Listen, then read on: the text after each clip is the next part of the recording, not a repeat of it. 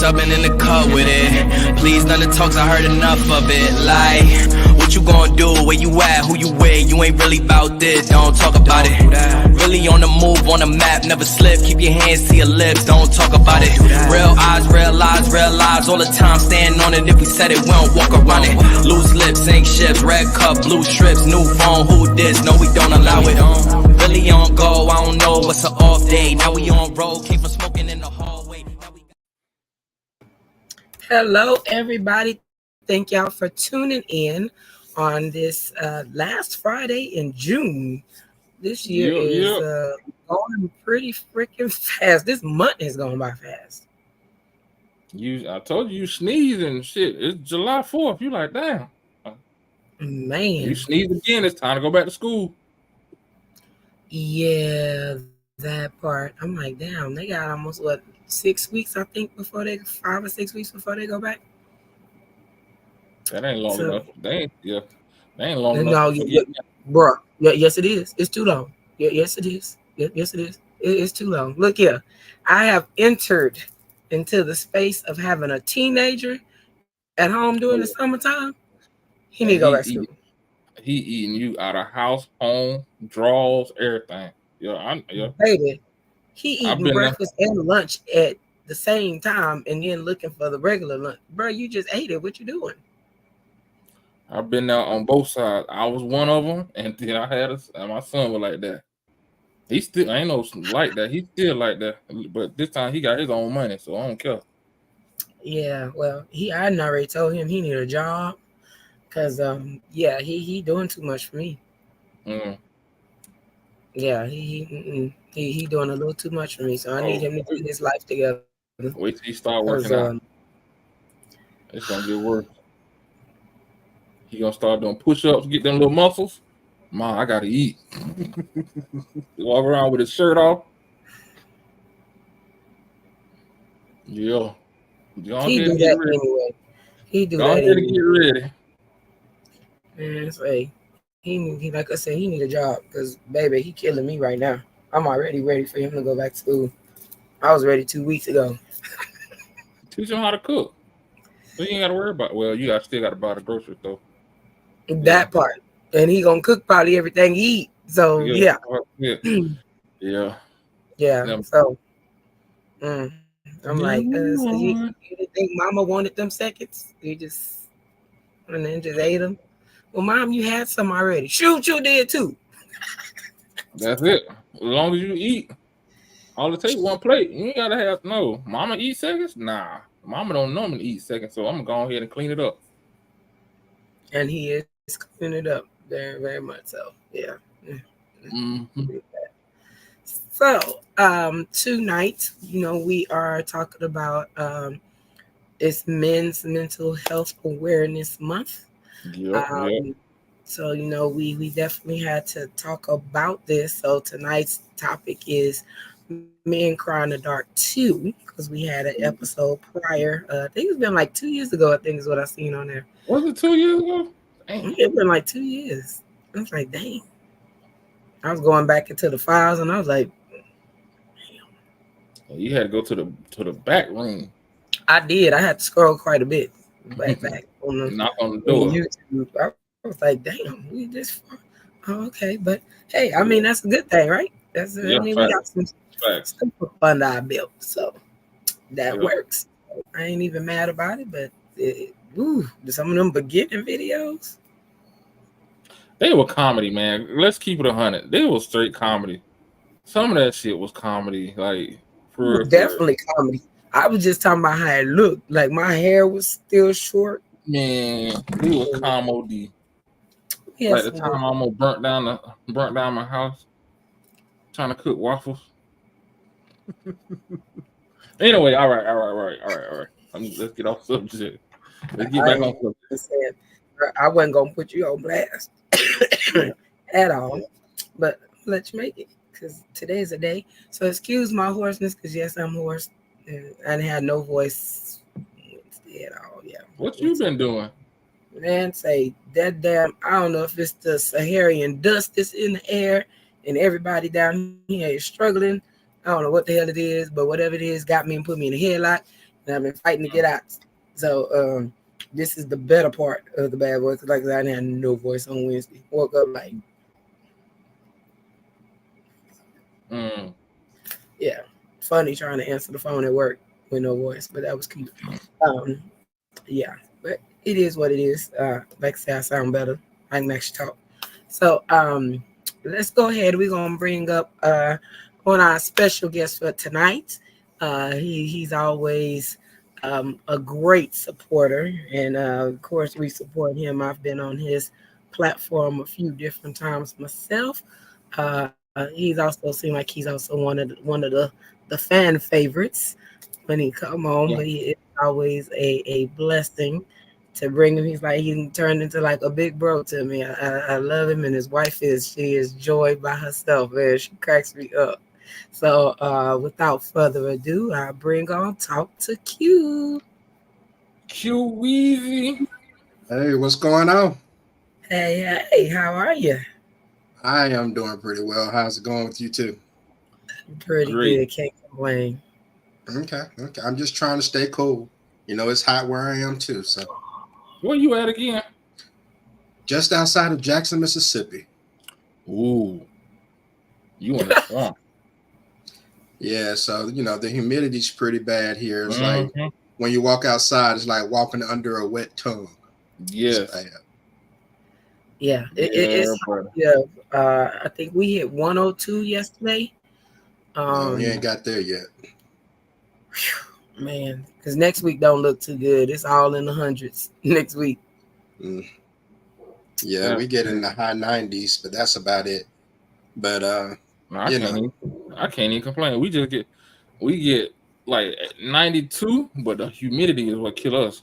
Yeah, you can literally get an empty cup and just do like this in the air and it'll be full of water.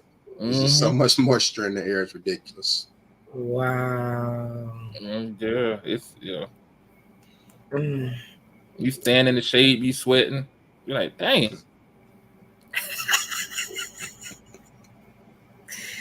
I don't even know what to say. It's like for real. It's just bad. And this is only June. You know, August is the high. Yeah. That's what really be kicking. So yeah. I don't know. It's just getting started. Walking around here looking like baked potatoes. We're gonna be baking for real. Yeah. Y'all seen the debate? I know before we get into the subject. Y'all seen the debate last night? You know, I watched the highlights. Bro. Yeah. I didn't watch it all because I got caught into that stuff 4 years ago, watching those debates, and all they did was just raise my blood pressure. So I said this time I'll just, go back and kind of skim through it. Bro, it was like watching a damn watching two old people fight. Only thing was missing was a cane. That was it. Remember them two? I don't know if y'all remember the Muppet Show back in the day. The two old men in the balcony. That's what it was. It right now. Yeah. That's it right now. That's just how it was. Yeah. And the fact that we as a country let the media manipulate us into these two people is beyond me. But what can you do? Yeah. I think the hottest thing I seen from that was them talking about the black jobs.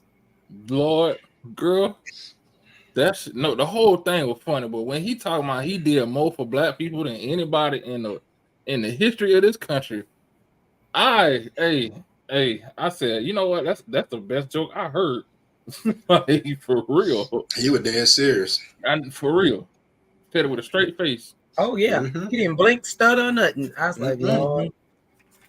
Yeah, we gonna be in quite a bit of a predicament. All I can say is cocaine is a hell of a drug.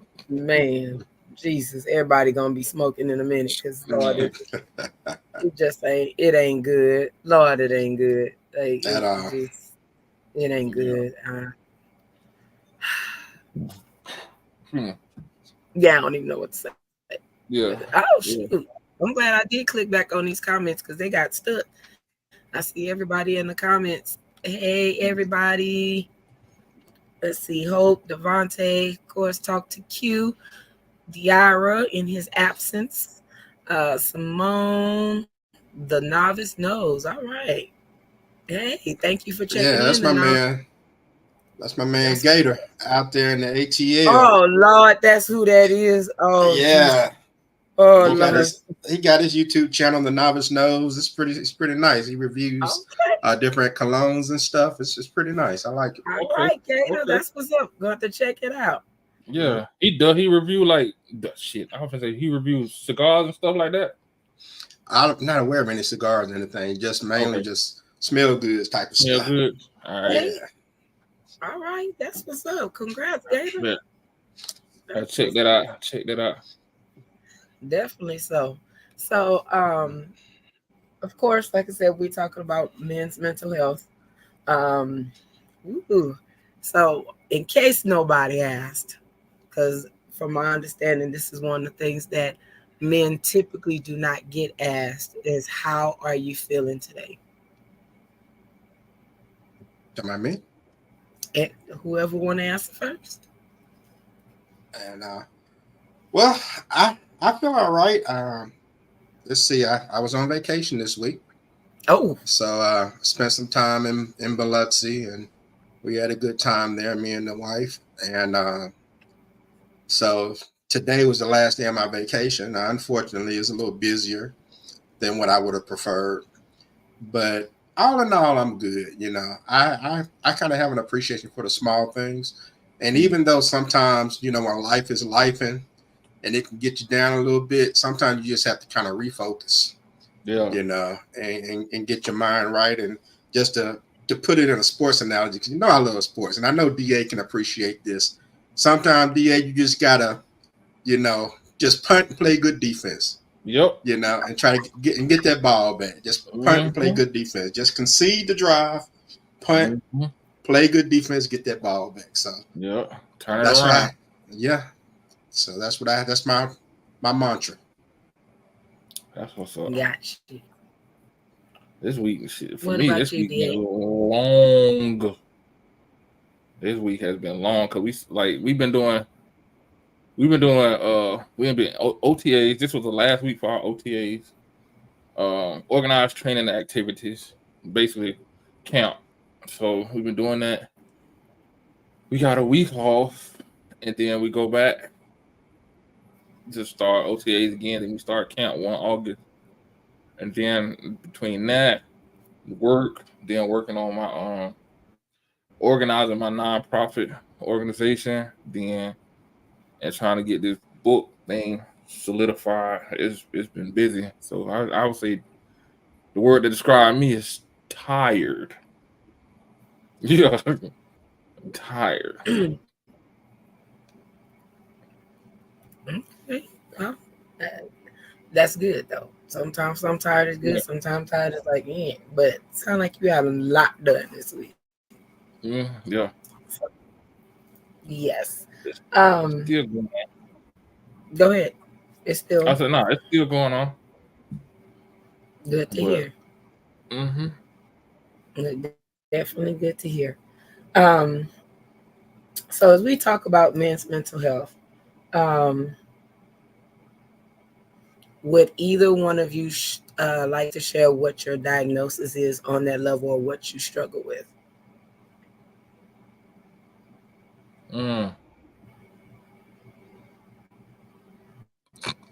I struggle with trusting people to help me with whatever problem I may have.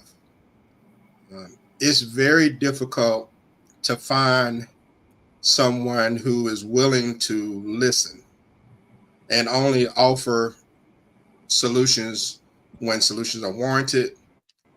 And one of the biggest problems I have is like, I hate telling someone something that's going on only for them to try to one up me with their story.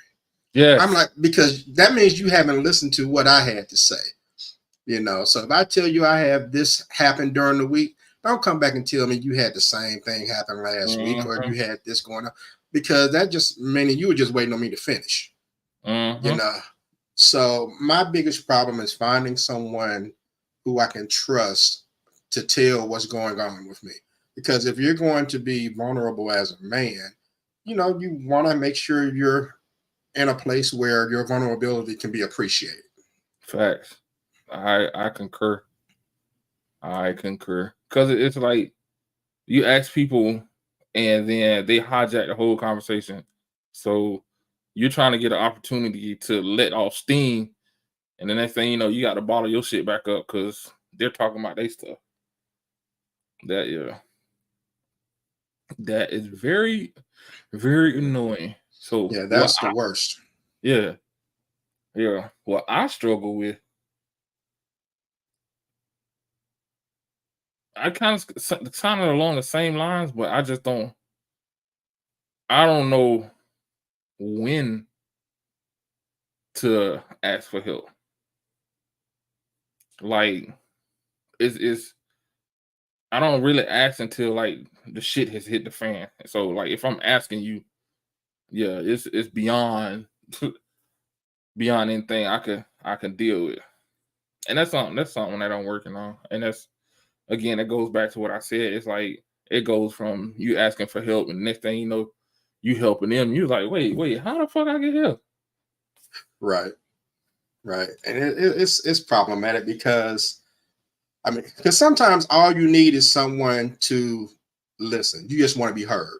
Because sometimes if I have something going on, some frustrations, on the job or whatever, then after I tell someone who truly listens, then it's like, okay, there's some comfort and validation. All right, I was heard. And sometimes that's all you need. But you have some people who aren't even willing to do that. That's why I talk to my dog now. He just come over here, lay his head on my lap, and I tell him about my day. He'll fart and then just walk off. So I'm like, okay, conversation over. Oh no. That's like, I guess that's your answer to it. That's your solution. Mm-hmm. Yeah. But yeah. Oh goodness, poor dog. Wait, which dog? Diesel. Yeah, Leia. She's a typical woman. She won't fuck with you until she needs something. She'll come over when she's hungry, and then she'll paw you. Like, I see you. I'm gonna behave today. Roger said, "Me trying to be there for everyone. I have a hard time saying no." Oh yes, that too.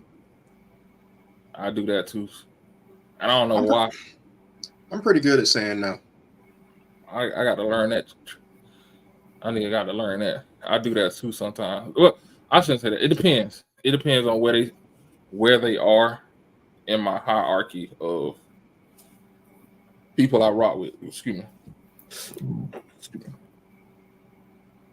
Okay. Yeah. So high up we talking before you start saying no. Like if I rock with you, I rock with you, it's hard for me to say no. But if it's like somebody that I'm just like, I say no in a heartbeat. Nah, bro, I can't. Yeah, I used to be that guy to try to please everyone and help everybody out and everything. But once you put yourself out there one too many times, and you come to realize, okay, I really don't have to do this. Right. And if it's someone that's your friend, they're going to understand. If they're not your friend, then they'll get upset and no love lost, But no's a whole sentence. I love it. It's so easy to say. It's just no. It's so easy. That's funny. When you first started saying no, what responses did you get? I'm always interested in those. Well, it's always shock for the people who are used to coming to you for stuff. Yeah. Who are used to getting their way, because it's almost like another language you're speaking or something. But most of the time, like I said, if it's a friend, they understand. I mean, I'm not going to just, if it's a friend, you're going to get an explanation with it. Like, no, I can't because of this or because of that. Or sometimes if I just don't feel like it, then I'll tell you, I just don't feel like fooling with that today. And a friend's going to understand. The people that don't understand, I ain't worried about them because they're not considering my feelings anyway. Right. But I could say I am getting better at setting boundaries. Even with the folks that I say that I rock with, I'm getting better at like, nah, I ain't doing it.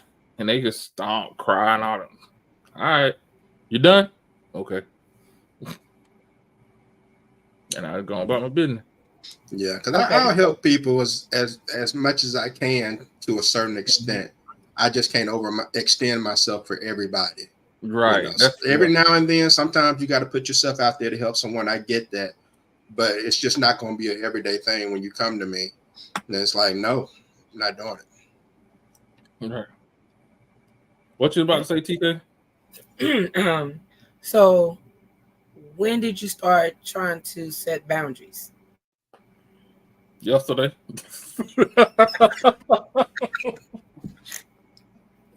Nah, I'm playing. I'm joking. Shit. I'm gonna say a couple of when I came back from Korea. That ain't been that long. Well, shit, you got to start somewhere. I mean, true, and I'm not saying that as a bad thing. Because what I'm noticing is a lot of, I'm gonna say, Black people are just now trying to start. First of all, just knowing what boundaries are, but secondly, we in our 40s plus just trying to set boundaries. Yeah, because like I think if I'm gonna speak from my perspective as a young African American man. So one, we were never taught and never saw boundaries, true boundaries, and what boundaries are. So that's part of why it took so long.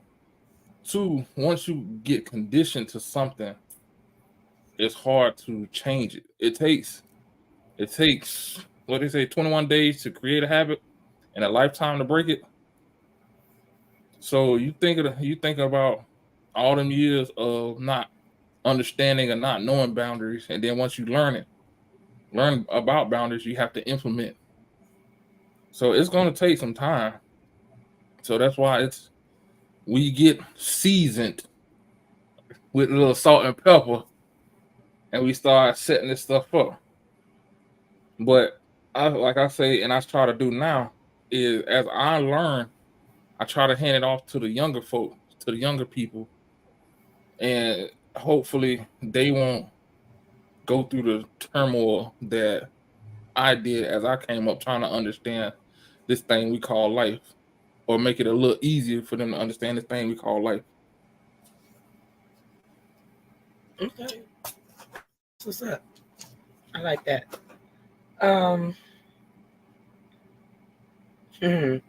What are some things that was said to you that was negative during your time of struggling with your mental health?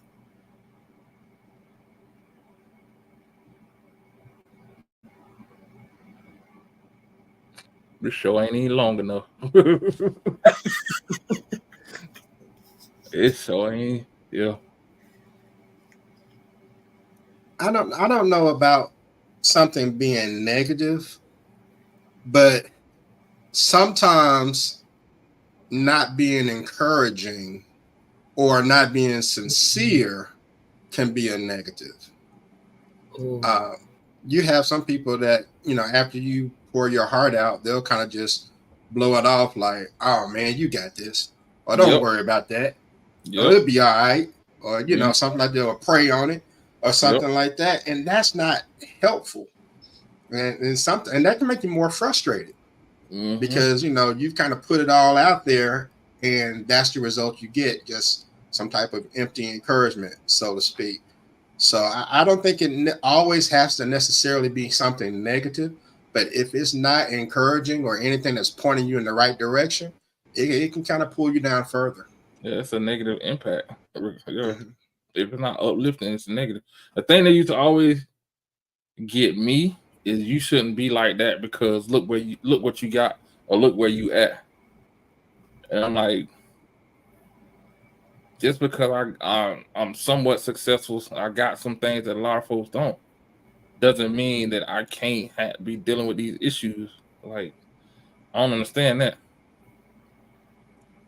Yeah, and that's a good point. You have some people who are trying on the outside looking in at your circumstances, and they think you should be doing well or doing better than what you are, and they don't know what's going on inside your household. Things like with me, I don't have any kids. So people think I'm rich because I don't have any kids. No, that's not how it works. That's not how it works. You can be childless and still have financial obligations. So people want to assume just from the outside looking in, oh, you should be all right. So therefore you are all right in what you're doing, making a big deal out of nothing. That's not the case. Yeah. Like, what you complaining for?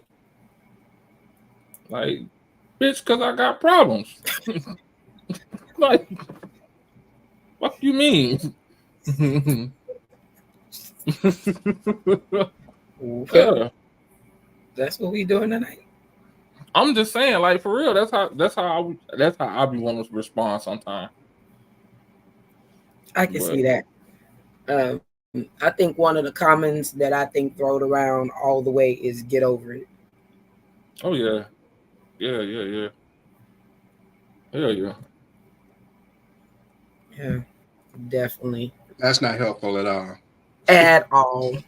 It's not. I mean, I know there's certain situations where you have to, toughen up a bit and everything, but you gotta pick and choose your battles when you make statements like that. I mean, it has to really be something petty, for to use that type of statement and not have some type of catastrophic effect with someone. Yes. Yeah. Definitely agree. I highly agree.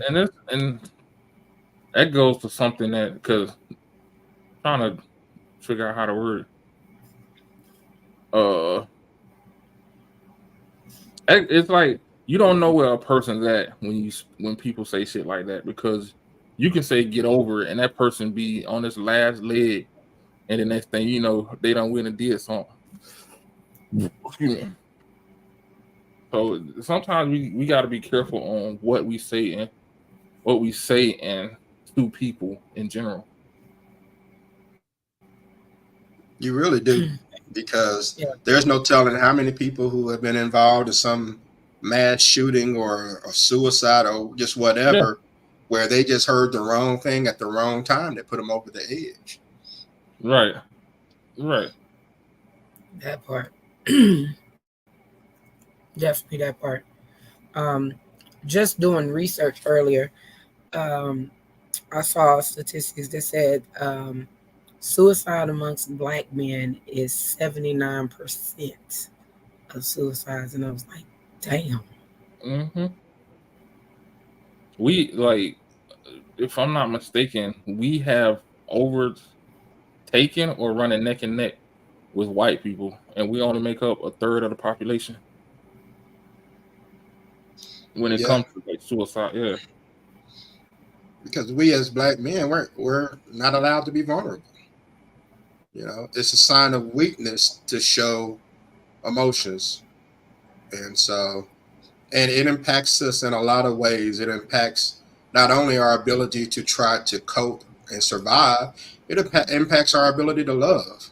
You got some guys who won't express love to a woman because you a punk. You talking about you love her and all that stuff. You know how guys are and stuff. Oh, you pussy whoop. Oh, you got to reverse that. You got to whoop that pussy. And so you're holding all these emotions in. And so not only are you hurting yourself, you can indirectly hurt other people for not giving them what they need emotionally. And again, like, and we're saying this like I got to do it like this. All right, people in the audience, we're saying this from experience. Like, we're just not no shit we making up. Like, so yeah, like what Q just said, that's hurt people. So if we can't or don't know how to properly love ourselves, how the fuck we gonna love somebody else? Yeah.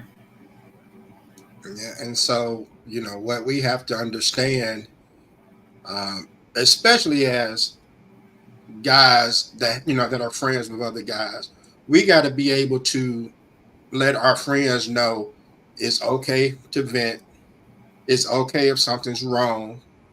If your woman left you and you're sad about it, it's okay to be sad. Mm-hmm. We don't know what kind of investment and time and you put into, or how much you love this person you put into that. Don't come down on them.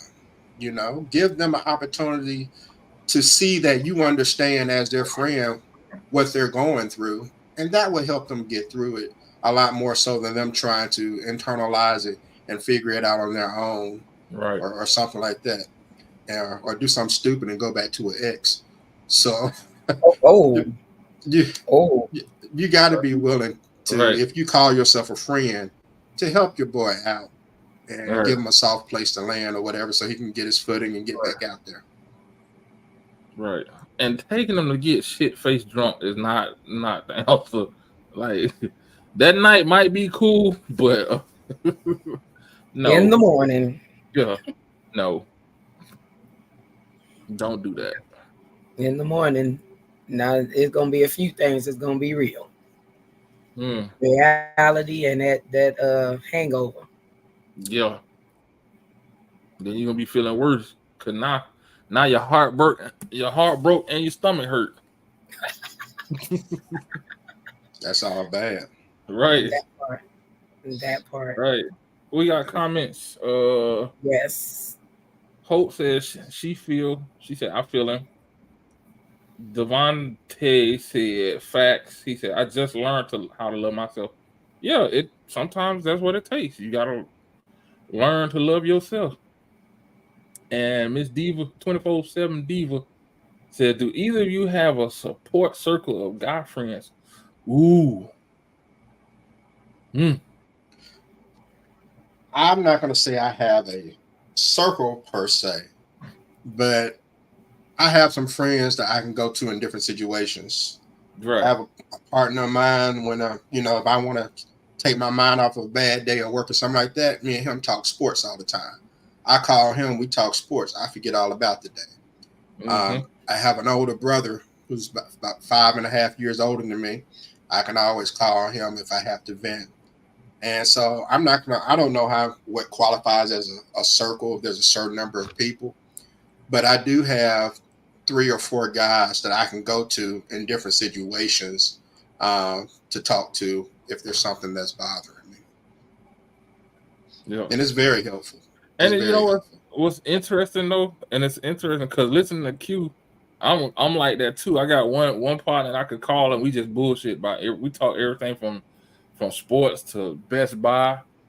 We got another partner. He's like more of the business minded. Like, hey, start looking at this. Then I got another one that he's like more of the religious, not religious per se, but positive. That's the word. Yeah, uplift. And then it is funny that like as he was describing it, I was like, I wonder how come we don't have like that one person that got all of that, like the Swiss Army knife type dude. Like, yeah, that could hit that could do all of it. That's versatile like that. But we all got like pieces. Everybody got pieces. That's crazy. Yeah, and it works like that sometimes. And I don't know. I've kind of always considered myself like a jack of all trades to a certain extent, because I have just so many different kinds of friends and associates. Mm-hmm. It's almost like you meet one friend, then you meet the other. You like, how do you even know these two people and they're completely different? But they all get something from me, so to speak.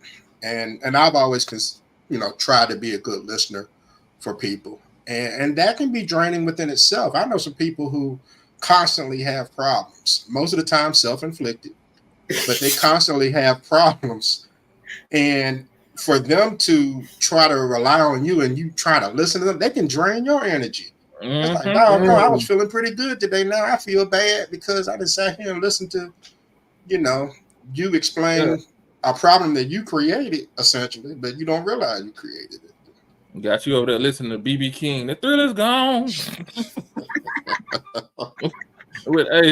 with that brown paper bag. Right. Yeah, so it's kind of, rad. and that can make it difficult too, because if you're the one people come to, then it's very hard to go to one of them. Go to one, yeah. Because they always feel like you can handle it. Oh, you the strong one. You got this. You can handle this. Not only that, let me ask you this, because I'm like that. Do you do you feel like you can't do that because of how it feels to be that person? And that I can't do what? Like go to somebody with your problems because you know how it feels for everybody to come to you and dump their problems on you.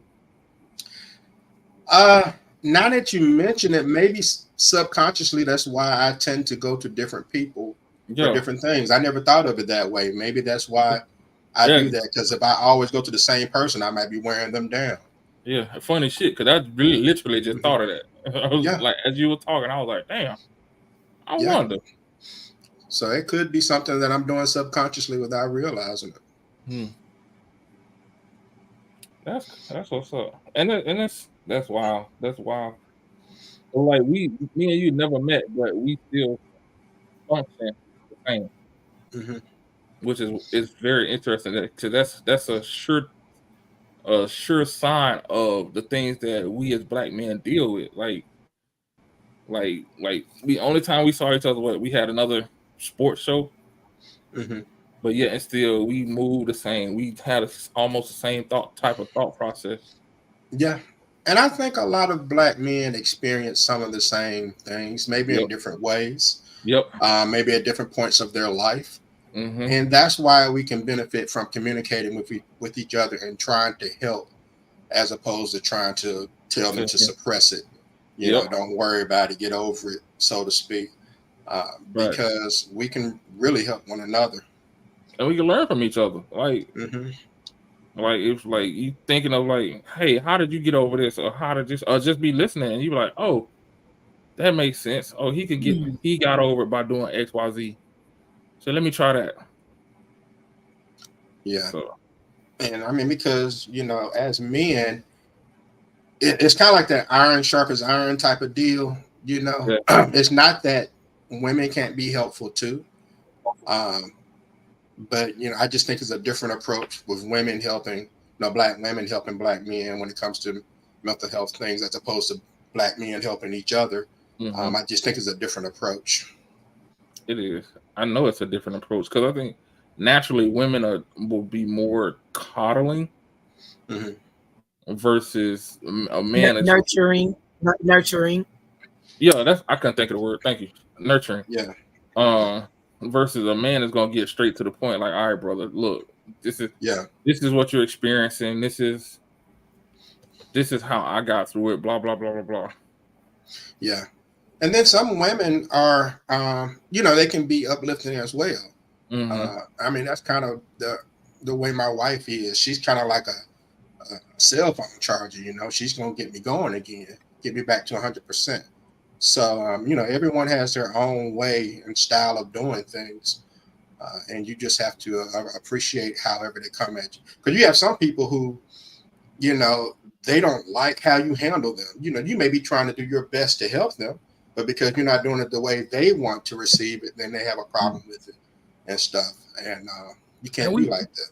Oh, we tend to do that. Like, and it's now that you brought that up, it's like, it's not, we get mad at people when they give us stuff because it's not the way we think we needed it, but sometimes it is the way we need it, and that's not interesting. Everything interesting to me, but well, yeah. Yeah. So I mean, my advice would be to guys: the first thing you need to do is be a good friend. If you be a good friend yourself, and then maybe you'll be able to recognize who really is and who really is a good friend to you.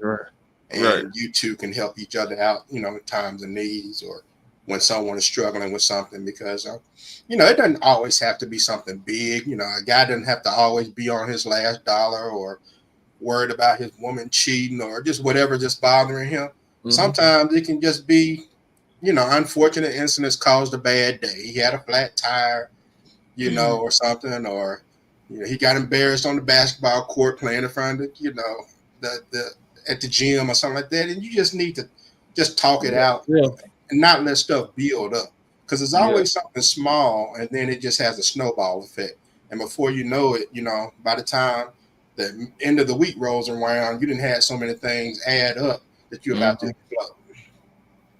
I say it's like having a little pebble in your shoe. At first, you don't notice it, but you keep walking a few more steps, and next thing you know, you feel like you got a knife in your foot. Mm-hmm. And your toes swollen up like Fred Flintstone. Mm-hmm. For real. Like old boy from I'm Gonna Get You, Sucker. Yeah. All right, we got some more comments, dude. Okay, I already read that one. Diara said he has a support circle of guy friends. That's what's up. That's good. It's rare. It's rare that you have a true support circle of guy friends. Like we said, we got friends that do different things and for different aspects of our lives. And Miss Diva said, "How would you communicate what you need?"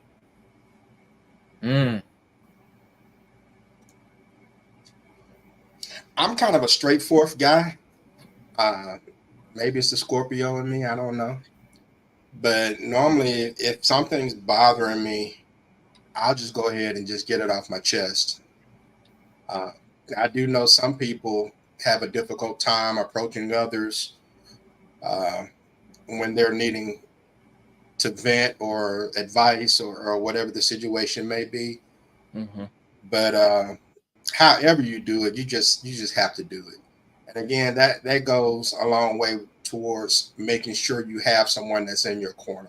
Right. You have to really be able to identify who's for you and who are just people you hang out with. There's a difference. For me, it's hard for me to find the words. Sometimes hard for me to say what I'm feeling or what I'm going through. I mean, I could say, yeah, I had a fucked up day, but how is my fucked up day bothering me? That's what I mean. Like, what is it triggering in me? What about the day triggered me? And I just can't put it in words sometimes. And I just be like, that's why you go to that dude that take your mind off of it so you can just let it go or figure out the words to say and then come back to it. But that's the biggest thing with me. And sometimes nothing really needs to be said. Like you say, sometimes you have that guy that's the distraction. Yeah. Y'all may go out, hang out, go over to his crib, watch a basketball game or something. And a lot of times just getting your mind off of things can help you think clearer. Mm-hmm. Or maybe at some point you've calmed down to where you can articulate what's going on and being able to put it into words. So all those things are very useful. I mean, someone doesn't necessarily have to speak to you and in order to help. Sometimes just being in their presence, can kind of do it. And if you're patient enough to wait for that person to ask for whatever it is they need or explain whatever's bothering them, then that's fine. If they choose not to do it, just be that distraction. Yeah. What? Yeah. Oh damn! I lost my thought that fast. You said what? No, because it was something about that. So, one thing, like in the Bible, it said a man has to be able to be naked in front of another man. And that's basically where this is coming from. In order for, like, when it comes to being in that situation, or when you need to vent or something like that, I just need to get away. Like, you got to be able to say, "Hey, dog, let's ride somewhere," and that'd be it. Yeah. That's definitely that. But if you get naked in front of your boy, though, it might be a second set of problems. Yeah, you get yeah. It might be on the first 48 or some shit like that. That might be another set of problems, but nah, I get the analogy though. I get what you're saying. Yeah.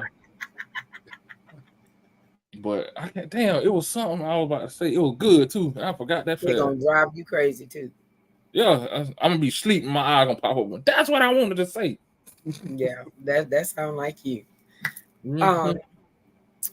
What do y'all feel is the disconnect between Black women and Black men when it comes to understanding, especially with a Black woman understanding the Black man and what y'all have to go through?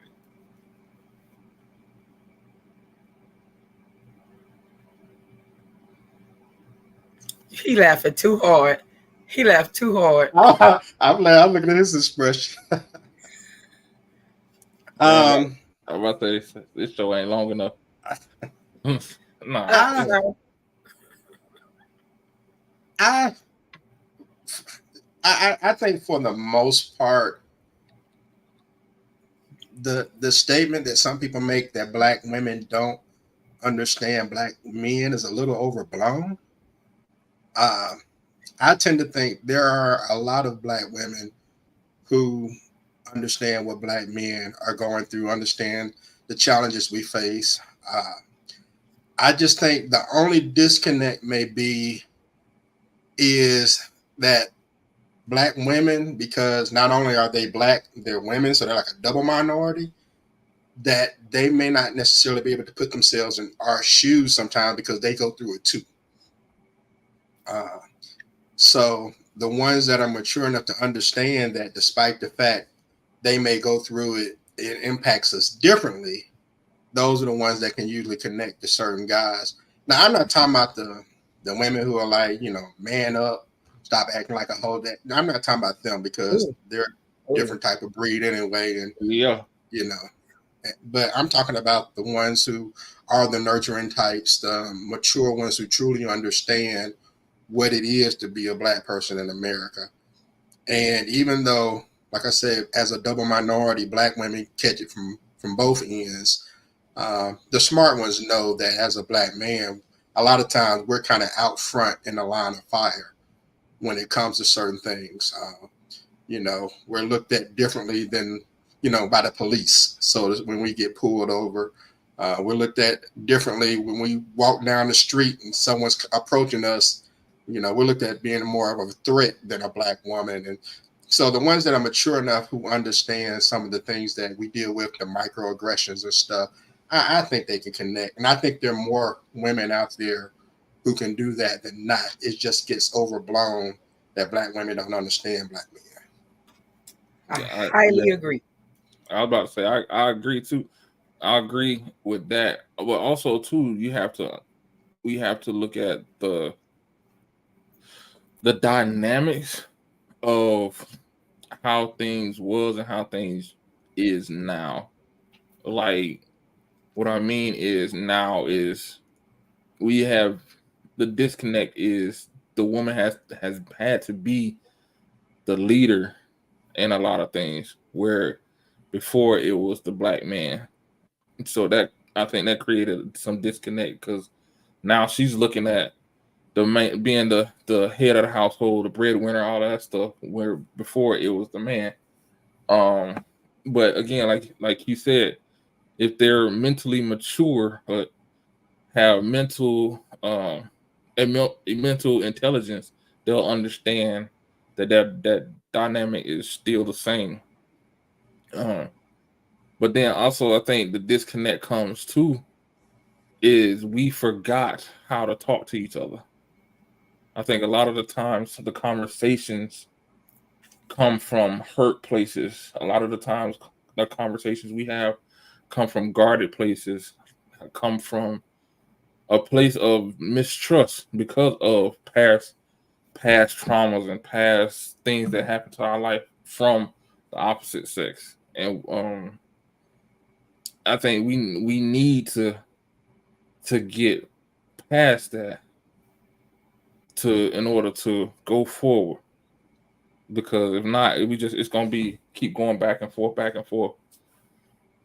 Yeah, now, I could go like the conspiracy theory route, but I'm not gonna go there. Well, I was gonna say another problem is what's causing the disconnect. We're going on with our second generation of people being raised with social media now.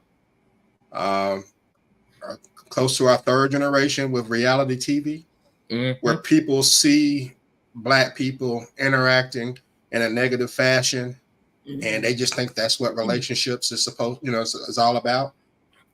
Social media, there is no shortage of idiots out there talking about Black men ain't this, Black women ain't that. Yep. I mean, there's plenty of that. Those people are very popular on social media. Yep.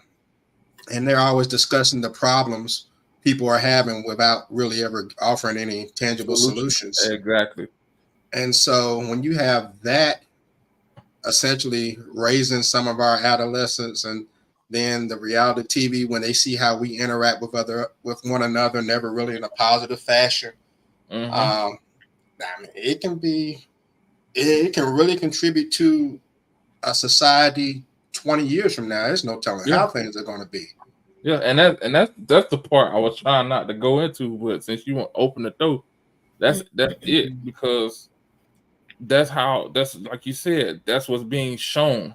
They don't show the hustles no more. They don't show the good times no more. They don't show the Jeffersons no more. They show Real Housewives of Atlanta. They show what is it? Something hip hop, whatever hip hop. Yeah, and Basketball Wives and all that stuff. And ironically, none of them are ever wives. That's I don't understand. That's the part I don't know. Yeah, should be basketball jump offs or basketball baby mamas or something. A basketball girlfriend, something. But yeah, and that's what they're getting seen, and that's what they're getting shown. And so they think, oh, if I act this way, if I throw a drink in his way and he respond, that's how I know he loved me. I know. Yeah. No, and then I mean, you mix in the music, and don't get me wrong, they had like misogynistic music when I grew up on 2 Live Crew. See, I was about to say that. Yeah, I was about to say we can't talk. I love 2 Live Crew, but the thing about it is, because I had a foundation to understand that music was entertainment and not real life, I didn't bring that into my life. Yeah. So I looked at it as entertainment. I enjoyed it. Yeah, concerts, everything. But I didn't bring it to my household. I didn't, let it dictate how I treated women, because that's TV. This is real life. And now people don't separate what they see on television and what they hear on the radio. They think it's real life. And it's funny because it seemed like we're the main race that does that. Bro, see, now we getting in deep water. Because I mean, do you know how many country music stars have never ridden a horse or lived on a farm and everything? But it seems like when it comes to hip hop, we think that we gotta live this. Yep. This lifestyle we're talking about and everything. I bet Garth Brooks never rode a horse. Yep. He'll sing about him, make money off of him, but so I just wish sometimes that we just weren't always the race to take things to the far left sometimes. But it's funny that you said that. Well, because a lot of these hip hop artists don't live the life that they talking about either. I'm gonna use Megan Thee Stallion for an example. The shit that she talk about and how she moves are 2 different things. This shit got a master's degree. Is she singing about master's degree? Nah. She's singing about twerking. Same thing with Cardi B. Same thing with all of them. They not telling you to go to school. They not telling you to do all that stuff. They telling you the negative shit, but they doing the positive shit. So I'm just like, come on, dog. Just tell it like it is. And then, but people, they don't pay attention to that. And then they don't have people smart enough in their lives to show them that. And so, I mean, there are a lot of rappers who are, highly educated, or maybe went to a school of the arts or something like that before they got into what they got into. But, but it's kind of like what we were talking about before the show. People, they want to shine but not to grind, or however you put it. It's like they don't want to see all the hard work. They just want the glory and the fun stuff. Right. Facts. And I think also too that adds into our, and I'm talking about black men, our stress, because you do have to figure out how to navigate in a world that's fake. And like a lot of fakeness have sent individuals to the big house and shit. Some of them 10 toes up. So that's another layer that we got to deal with. Yeah, because I can only imagine. I bet the collective blood pressure of people in the city of Atlanta is through the roof, because Atlanta is a walking show. I mean, I don't believe anything I see out there. Everything looks like it's for a show. Miami. Yeah. Yeah. And how some people live that every day, I have no idea. I have no idea how they live that every day. That within itself can be stressful. I've met guys that take pictures in other people's driveway and make it like they got a big house. Yeah. You know, taking pictures in front of other people's cars. And it's this constant front that people are putting on. I'm like, how can you keep that up? Funny story. I met a dude when I was in, where was I? Was I in Texas or was I? No, I was in Atlanta. Matter of fact, I was at Morris Brown not too long ago, and I ran into this cat. He had a sports car. I can't remember what was it, a Ferrari or something like that.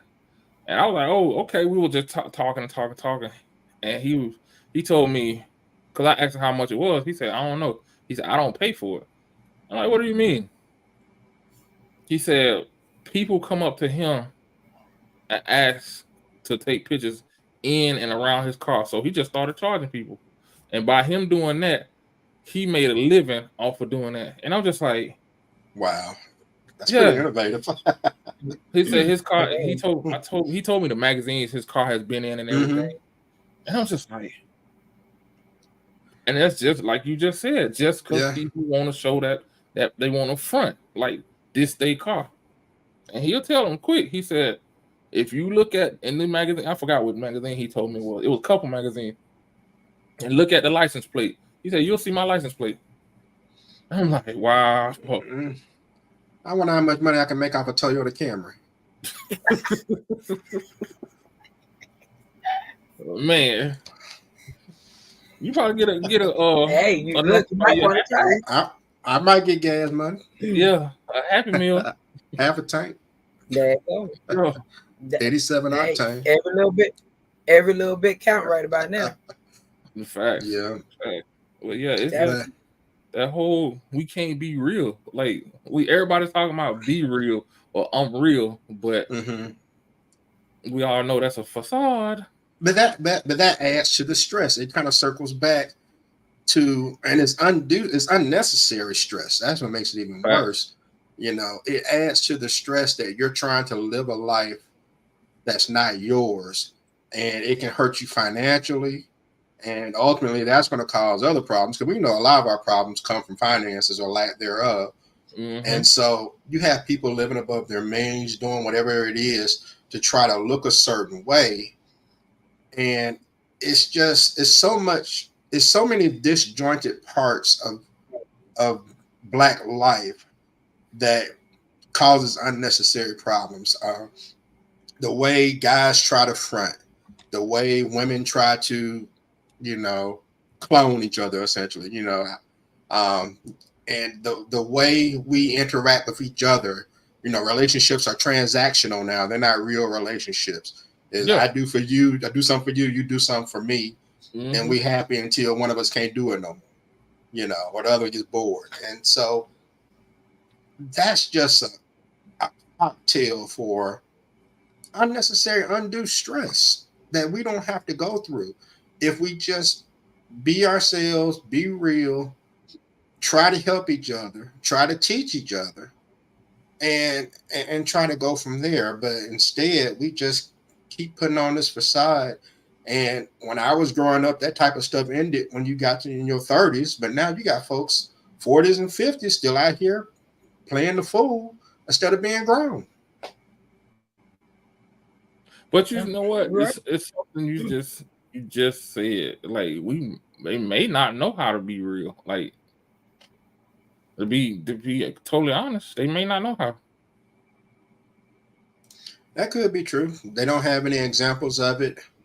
Don't have positive male role models.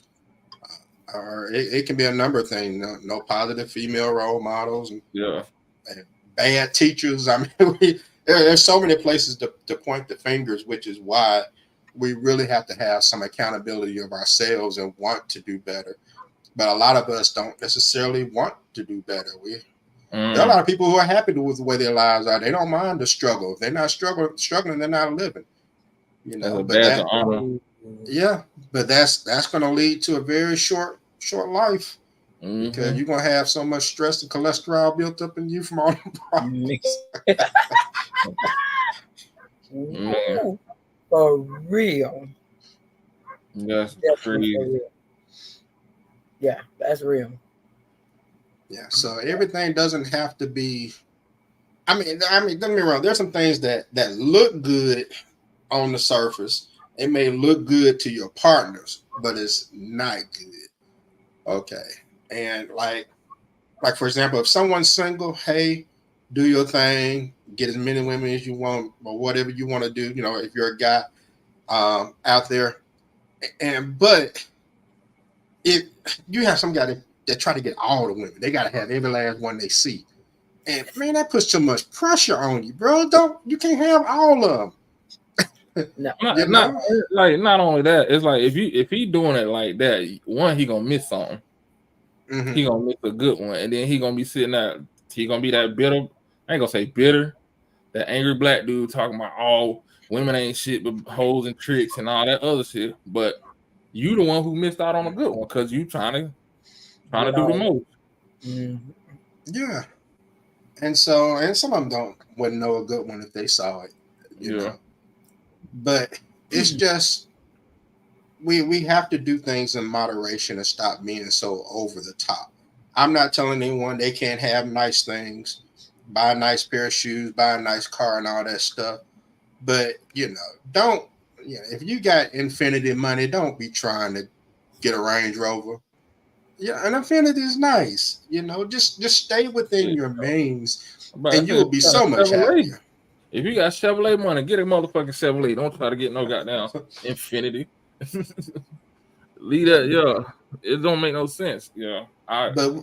We dig ourselves into holes, and then realize we don't have any ways of getting out of it. We don't know how to talk to people.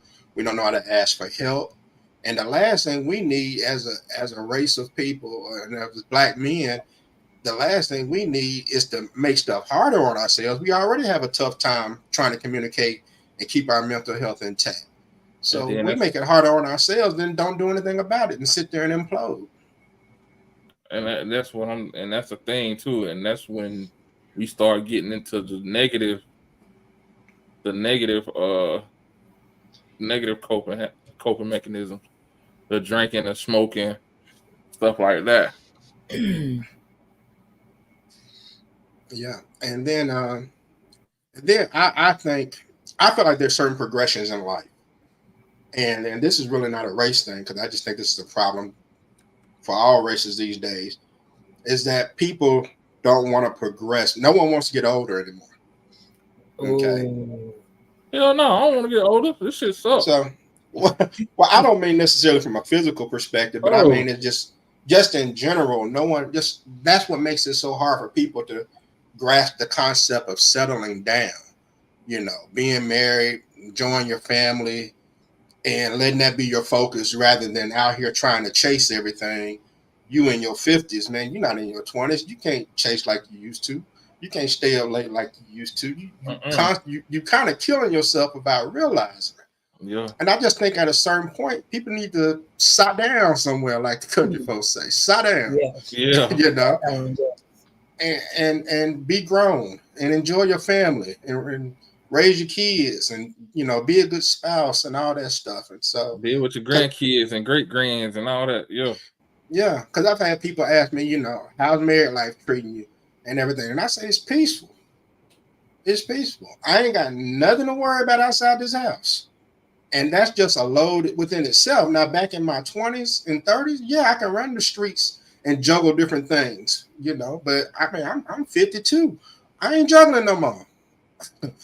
I want to come home, sit on the couch. I ask her how her day was. She asked me how my day was. And we watch House Hunters and we be happy. That I want something simple. Yeah, I mean, and I think at a certain point, people have to understand that I just can't do what I used to do, or I shouldn't necessarily do what I used to do. Especially if you have kids. I need to be an example for them. I need to be focused on them and raising them, making sure they're growing up to be productive people. Yeah. And so I just think that we've lost that progression. Everybody wants to hold on and be young, and now folks in the same club with their kids. Yeah. Ooh. Yeah. We got a question. What are you vulnerable about that can trigger your mental?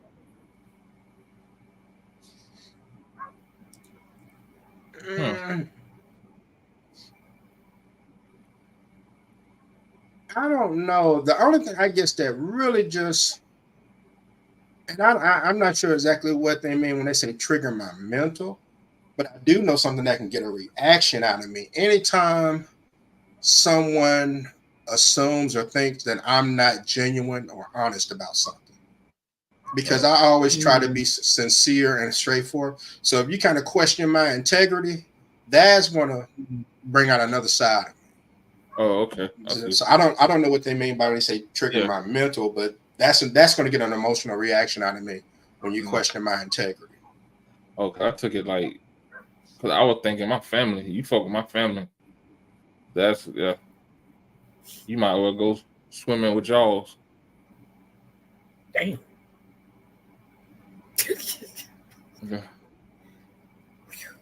Damn. Well, I'm serious. And that's like that's one thing. That's a statement that I made a long time ago about people don't understand the power of having a man's heart. If you have a man's heart, you have probably the most powerful weapon on this earth. Because a man will move heaven and earth and leave scorched earth if you mess with something that he cares about. Period. Yeah. Like it's true. And if you look throughout history, it's happened. You've seen how men have reacted to somebody like disrespecting them or whatever. I mean, wars have started like that. Like massacres have started like that. So yeah. That's true. Very true. Okay. Okay. And that's why so, like sometimes question. Go ahead. I was gonna say sometimes like when, and I understand it, and I'm not advocating. I'm not saying domestic violence is bad. I mean, I'm not saying domestic violence is good. Domestic violence is bad, period. But sometimes I don't think like people understand that statement. Like if a woman has a man's heart and then she tosses it aside like it's nothing, that shit is not cool. And the reaction, because you don't know how that person is going to react to something like that. So some of the reaction that they get is that rage, that type of rage, that unhinged rage. Yeah, raw emotions. Yes. And like I said, I'm not condoning domestic violence, but you have to understand how it is. Just like they say, when a man breaks a woman's heart, it hurts. It hurts men too. We just express it different. Yeah. Yeah. Okay. All right. So, of course, along with mental health, therapy, counseling, anything along those lines have a negative stigma as well. How do y'all feel about therapy and counseling, and do y'all do it yourselves? And I've never done it. I think it'd be cool to sit down and tell people stuff, have them ask me questions, and do what. I mean, I don't think it would bother me.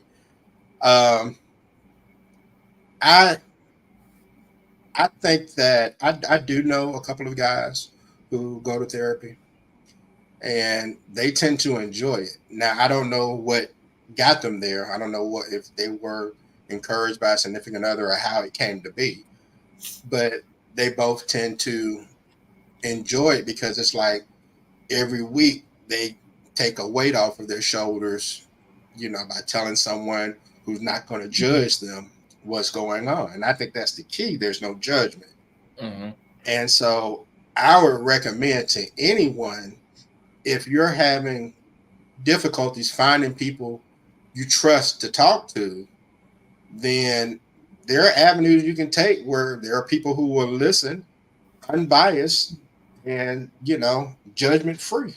And you can't beat that. The ones who are lucky have friends that can do it, but most people aren't that lucky. So it's okay to go somewhere and find it and pay for it. Yeah. Being on both sides, being a therapist and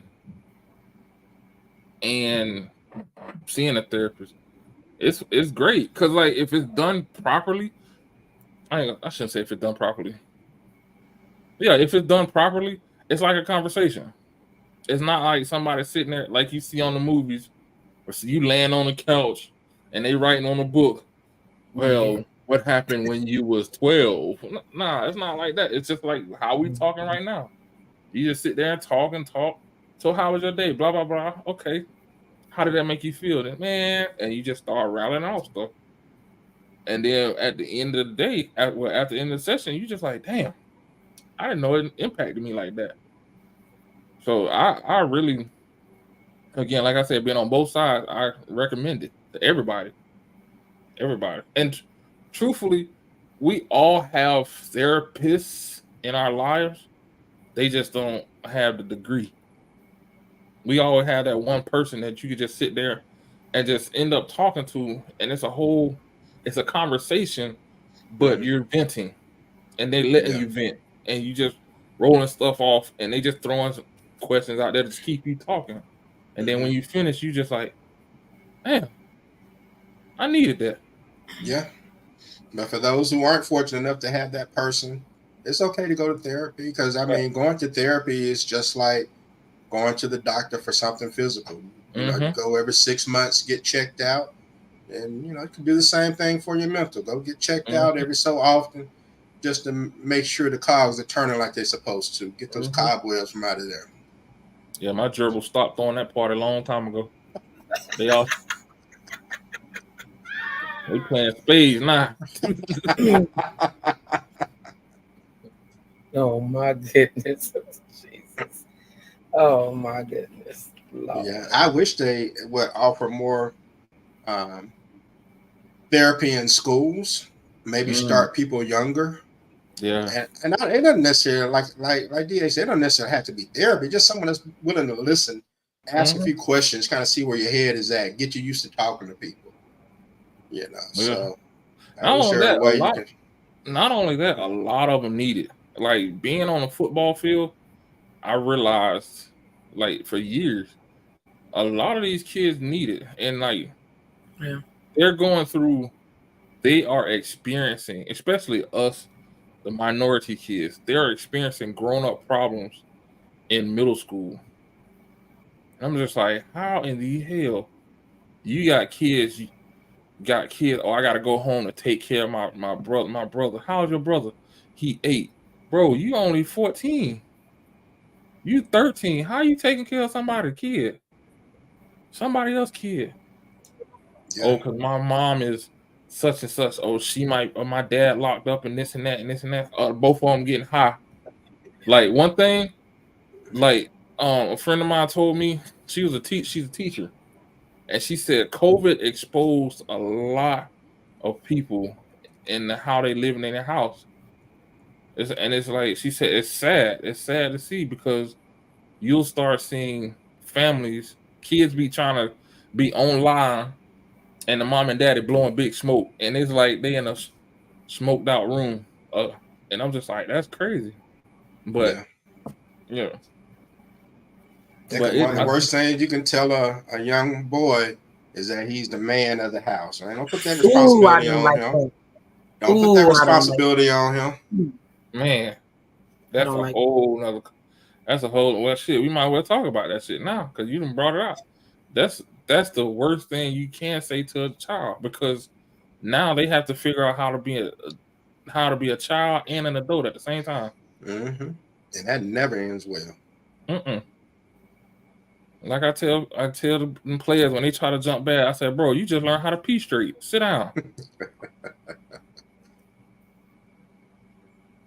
So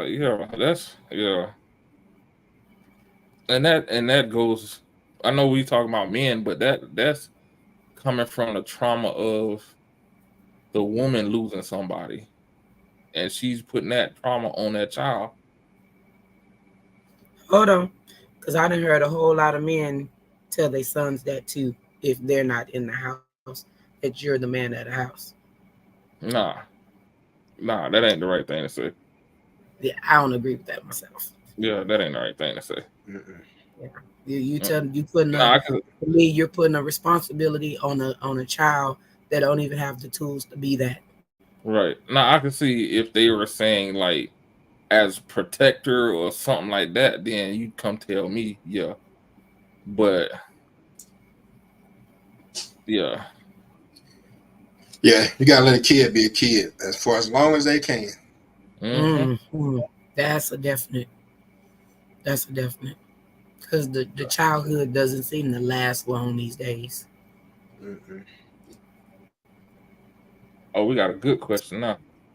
How much does your trauma affect you now? Not as much as it used to. Not as much as it used to. Because like we said, we gotten older. We understand. We gotten wiser. I shouldn't say older. We gotten wiser. We understand what happened, how it made us feel, and we made the necessary changes. Yeah. And then there's with maturity comes an understanding that you can't control every situation. Yep. Some people are going to be the way they are, and there's nothing you can do about it. And rather than accept it, you have to leave it alone. Yep. So I think that's what's helped me through the years. And these are some things, there's some things I didn't learn until my 40s, But, you get older, you get the wisdom highlights. Yep. Then you kind of figure some things out. And once you try, and it's not always easy to be logical because emotions and logic can't exist in the same space. Nope. But when you can have a moment of clarity, when you can kind of actually think about things and realize that this is the reality. So now I need to find how I navigate it. Once you figure that out, it helps you really get past a lot. You're not as bitter about certain things. You're not petty about things. You just say, I'm just going to move on, go about my life. And there's nothing wrong with that. Nothing wrong with that at all. Some people say, well, I got to be the bigger person all the time in certain situations where somebody try to get over on me or something. It's not really about being a bigger person. It's about just realizing, I don't need all this extra drama. I don't need to prolong my communication with this negative person. Let me just move on with my life and be happy. And, if anything, they probably upset the fact that you did move on and be happy. Yeah. That's to me, I call it wasted energy. Yeah. That's what it is, wasted energy. You can put that energy to something else. Agreed. Definitely agree. All right. But y'all got sir, do you have any questions? Because you was trying to think of that one question. No, I still can't remember. No, I can't remember the question I had. It is what it is. It is what it is. What? Well, go ahead. No, I'm about to go ahead, because I think you about to ask the same question I'm about to ask. Go ahead. No, I ain't. No, I ain't. Go ahead. No, go ahead. No, say it, sir, because I wasn't finna ask a question. Go. Q, let me ask you. Let me ask you this: if you have to give an elevator speech to the young people, the young black men right now, what would it be?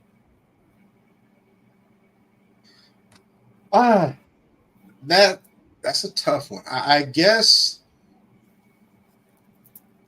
what I would try to focus on is getting them to understand that everything you see is not reality.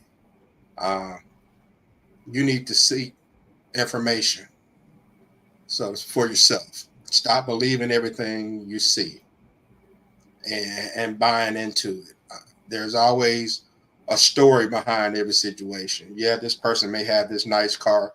What they do to get it? What are they going through to keep it? And things of that nature. So I would try to just get people to focus on just trying to just seek information, learn stuff for yourself. Don't just take things at face value. Because if we like something, then we'll take the easy route to try to get close to it. And that's not always the best thing. That's rarely the best thing to do. So just try to seek some knowledge for yourself and learn how to obtain things. And it's okay to be patient. Maybe you can't get it today, but you work hard enough, you'll be able to get it down the line. It'll be more rewarding, whatever that may be. So I guess patience and seeking understanding and knowledge. Okay.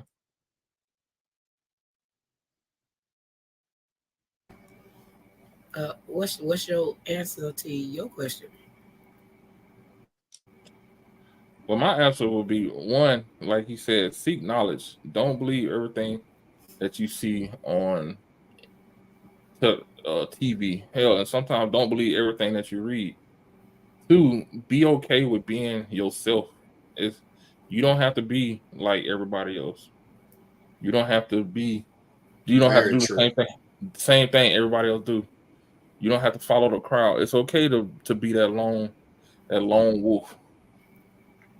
And then last but not least, enjoy life.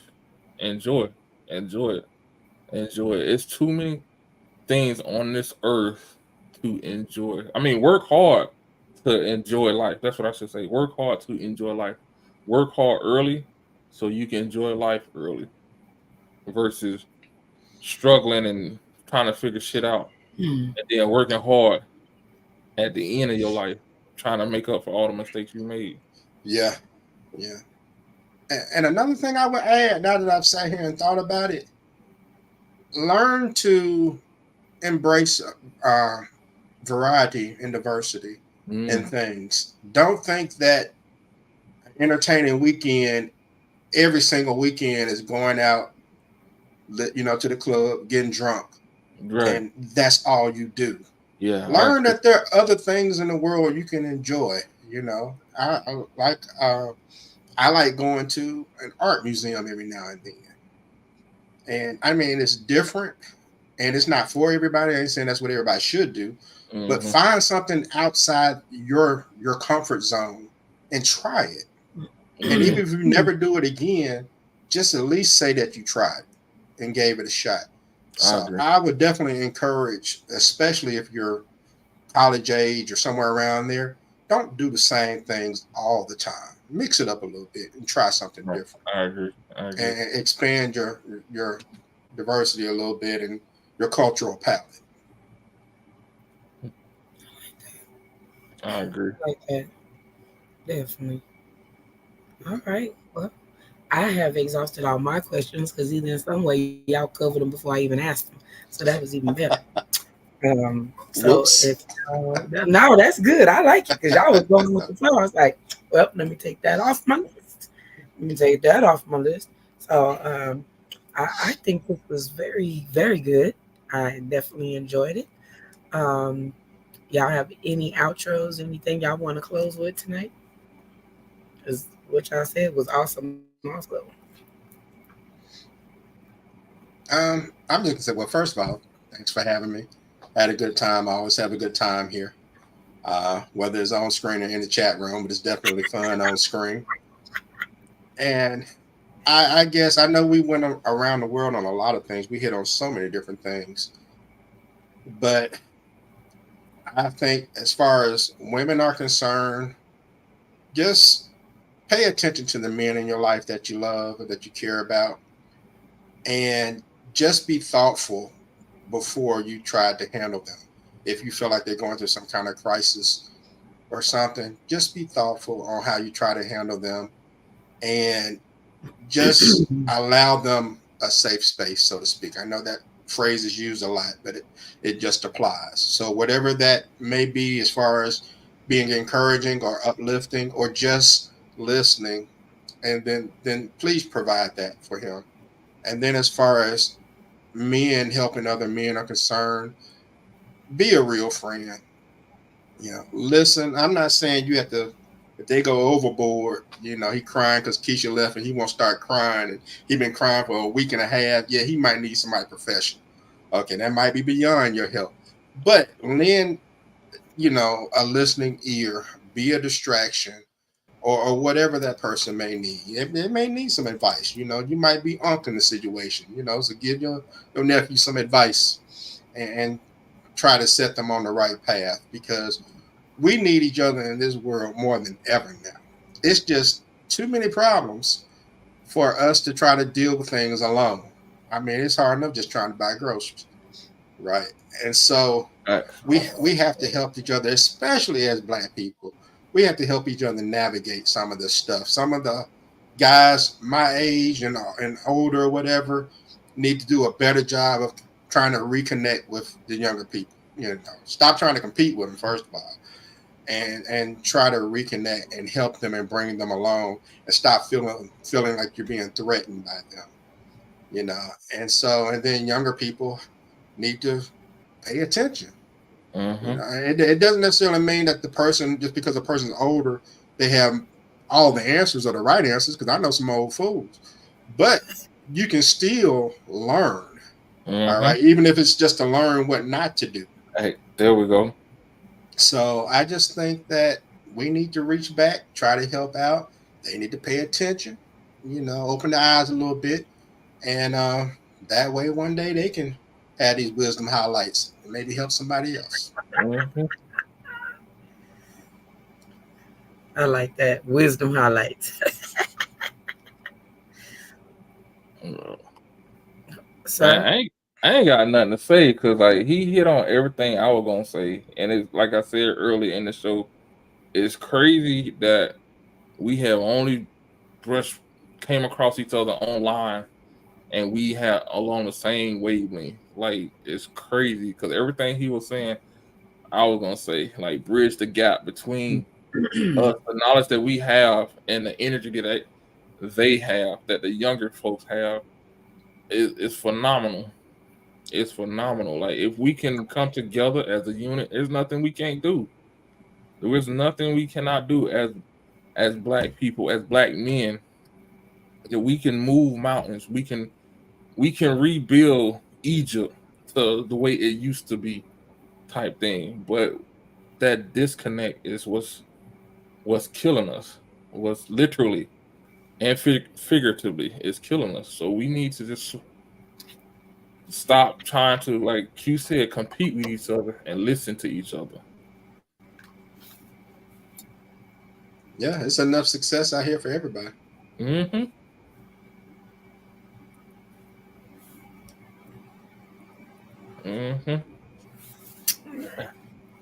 I will hand it over to our wonderful host, TK.